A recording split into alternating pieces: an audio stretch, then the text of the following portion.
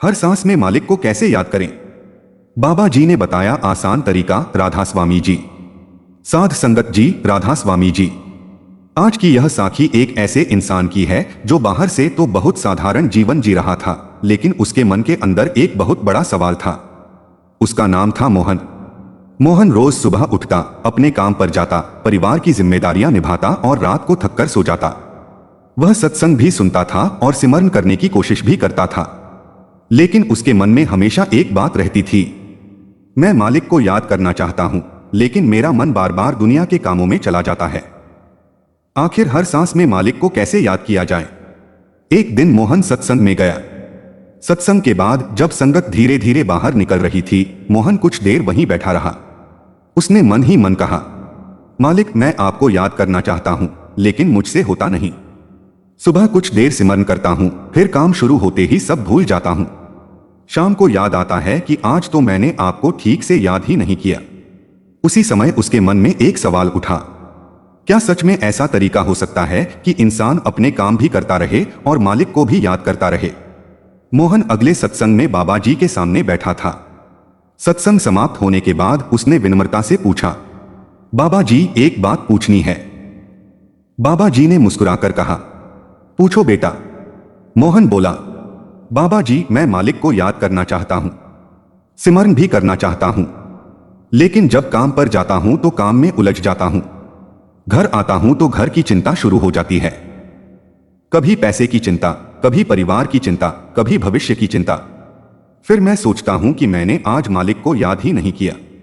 बाबा जी, हर सांस में मालिक को कैसे याद किया जाए? बाबा जी मुस्कुराए। उन्होंने कहा, बेटा, पहले यह समझो कि मालिक को याद करने के लिए दुनिया के काम छोड़ने की जरूरत नहीं है। मोहन ध्यान से सुनने लगा।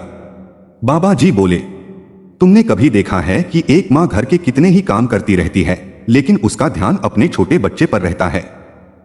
मोहन ने कहा, जी बाबा जी। बच्चा दूसरे कमरे में हो, मां रसोई में काम कर रही हो, फिर भी बच्चे की हल्की सी आवाज सुनते ही उसका ध्यान उधर चला जाता है। उसी तरह बेटा, तुम्हें दुनिया के काम करने हैं, लेकिन मन में मालिक की याद धीरे धीरे जगानी है। मोहन ने पूछा, लेकिन बाबा जी, मन तो बार बार भाग जाता है। बाबा जी बोले, मन का भागना ही मन का स्वभाव है। तुम्हारा काम है उसे बार बार वापस लाना। उन्होंने कहा, जब सुबह आंख खुले तो सबसे पहले मोबाइल मत देखना। पहले मालिक को याद करना, मन में धन्यवाद करना कि एक और दिन मिला। फिर अपने जरूरी काम करो। नहाते समय, कपड़े पहनते समय, रास्ते में चलते समय, जहां भी संभव हो, मन में सिमरन की याद बनाए रखो। मोहन ध्यान से सुन रहा था। बाबा जी ने आगे कहा, लेकिन एक बात याद रखना, सिमरन को केवल शब्दों की गिनती मत बनाना, प्रेम से याद करना। उस दिन मोहन घर लौटा तो उसने तय किया कि वह अपनी जिंदगी में छोटे छोटे बदलाव करेगा। अगली सुबह उसकी आंख खुली।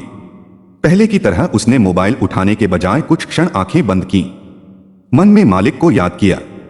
फिर धीरे से बोला, मालिक, आज का दिन भी आपके ना, मुझे सही रास्ते पर रखना।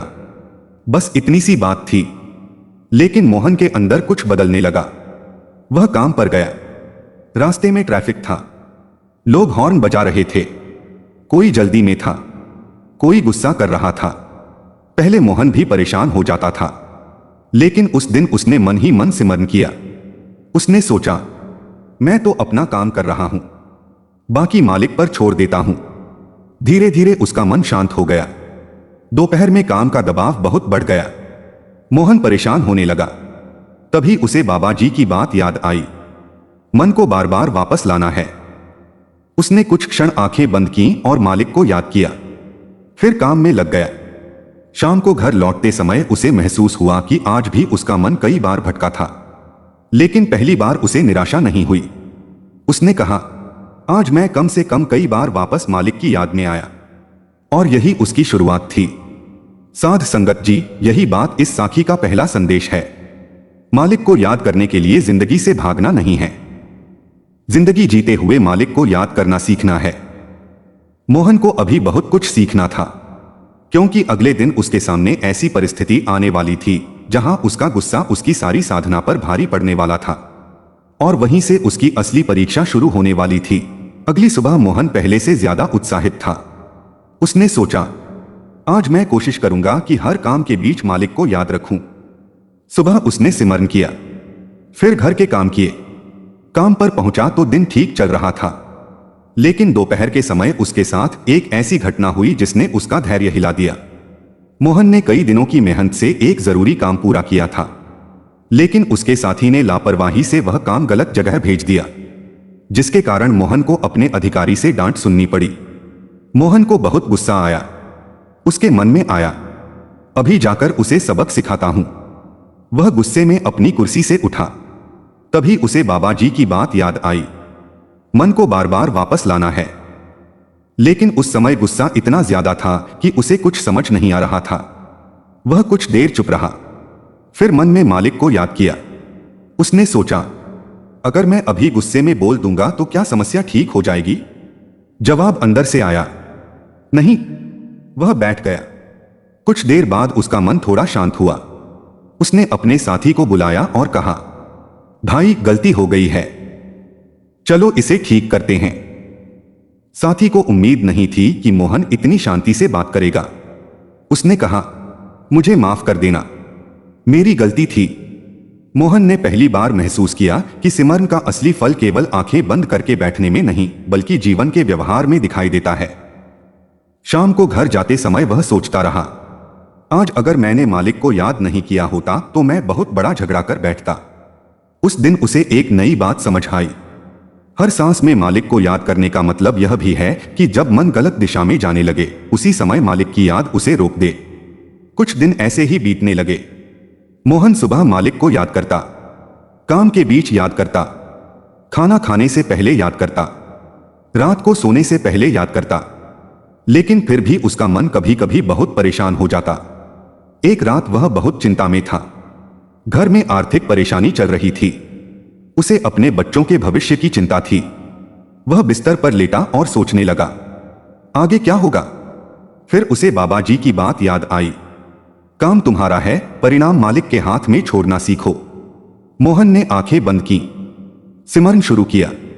कुछ देर बाद उसका मन शांत होने लगा। उसने मन में कहा, मालिक मेरी समझ छोटी है, मैं भविष्य नहीं देख सकता। आप जानते हैं कि मेरे लिए क्या अच्छा है। मुझे बस अपनी मेहनत और आपकी याद में बनाए रखना। उस रात उसे पहली बार महसूस हुआ कि चिंता कम होने लगी है। अगले दिन वह फिर सत्संग में गया।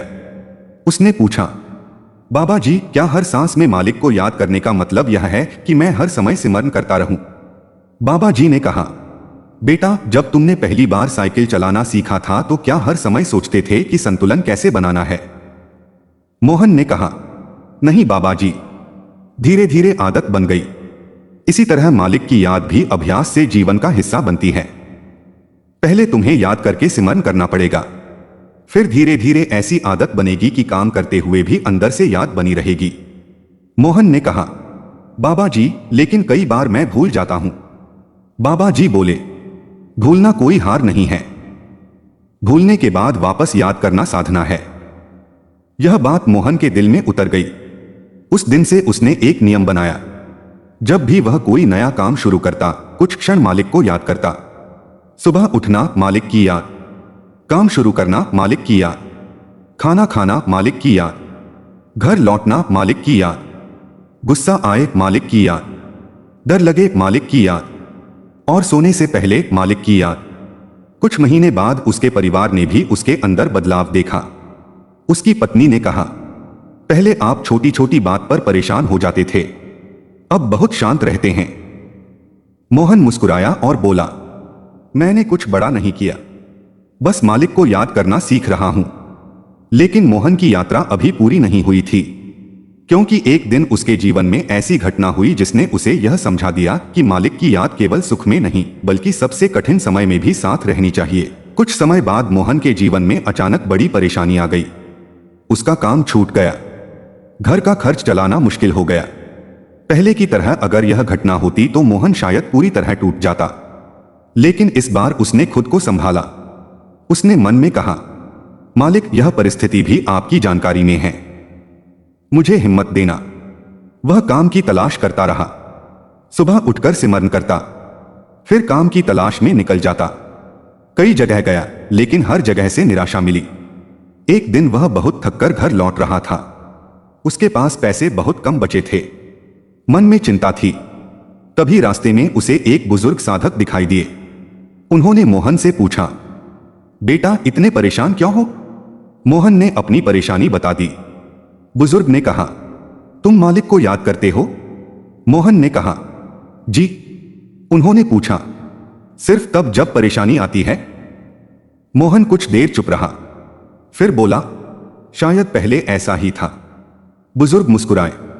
उन्होंने कहा, याद ऐसी बनाओ कि सुख आए तो धन्यवाद और दुख आए तो भरोसा, दोनों में मालिक याद रहे।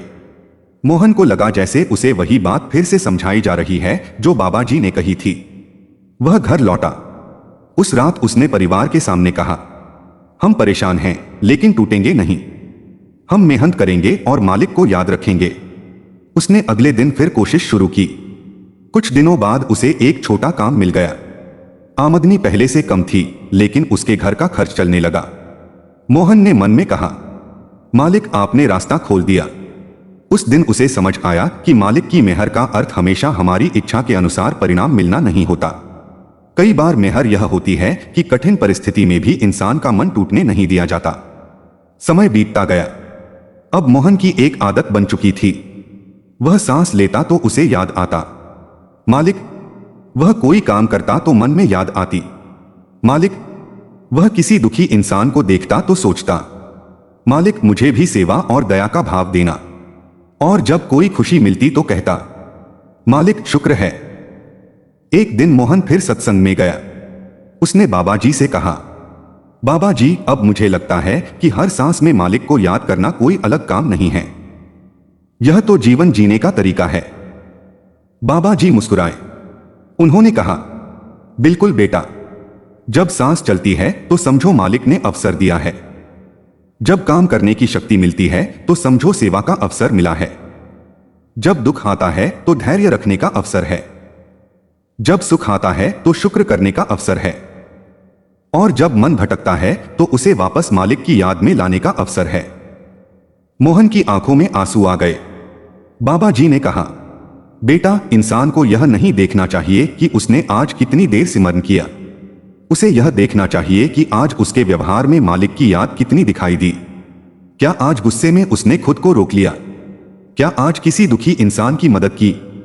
क्या आज किसी के साथ मीठा बोल पाया? क्या आज मुश्किल समय में मालिक पर भरोसा रखा? अगर हां तो समझो याद धीरे धीरे जीवन में उतर रही है। मोहन ने सिर झुका लिया। उस दिन घर लौटते हुए वह रास्ते में धीरे धीरे चल रहा था। हवा चल रही थी, पेड़ों के पत्ते हिल रहे थे, आसमान में सूरज ढल रहा था। मोहन ने गहरी सांस ली और मन में कहा, मालिक मेरी हर सांस आपकी याद में बीते।